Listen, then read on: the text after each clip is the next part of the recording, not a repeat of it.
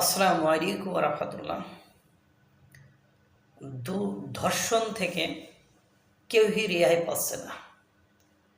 মানে প্রতিনিয়ত বিভিন্ন স্থানে ধর্ষণ এখন নিত্য নৈমিত্তিক ব্যাপার হয়ে দাঁড়িয়েছে। মানে মানে যে কোনো সামাজিক যোগাযোগ মাধ্যম, গণমাধ্যম যেখানে ঢুকবেন না কেন শুধু দেখবেন খুন, হত্যা, গুলি, আহত হওয়া, ভাঙচুর, লুটপাট আর ধর্ষণ।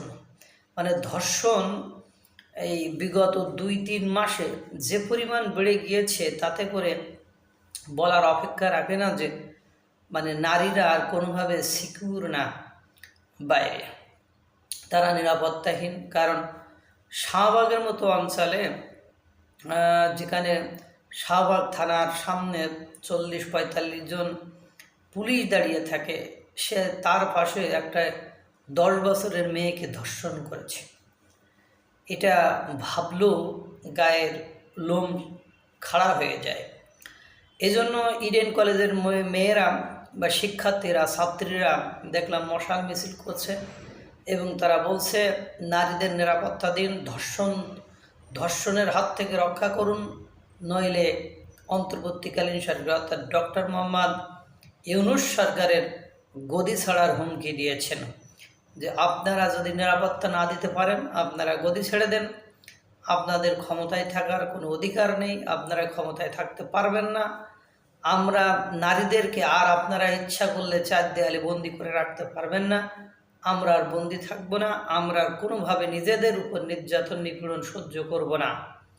এই ধরনের যত রকম কথা বলা যায় তারা বলছে। এবং পাশাপাশি আপনারা দেখছেন নারীদের চলাচলের স্বাধীনতাটা অনেকটা ক্ষুণ্ণ হয়ে যাচ্ছে। কারণ আপনি ধর্ষণের মাত্রা বেড়ে গেলে নারীরা এমনি বাইরে বের হতে পারবে না। এরপরে আপনারা দেখেছেন যে বইমেলায় স্যানিটারি ন্যাপকিন বিক্রি করা নিয়েও কি তৌহিদি জনতার কী অবস্থা।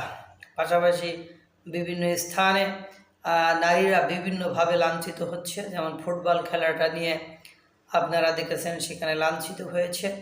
এই যে অবস্থা, পরিবেশ পরিস্থিতি আর ধর্ষণ তো প্রতিনিয়ত সংবাদ আমরা পাচ্ছি এবং এমন অমানবিক ধর্ষণের সংবাদ। কিছুদিন আগে অবকাশ যাপনের জন্য মা মেয়ে ঘুরতে গিয়েছে, সেখানে মায়ের সামনে মেয়েকে ধর্ষণ করে দিয়েছে, মা হতবিহ্বল হয়ে গিয়েছে।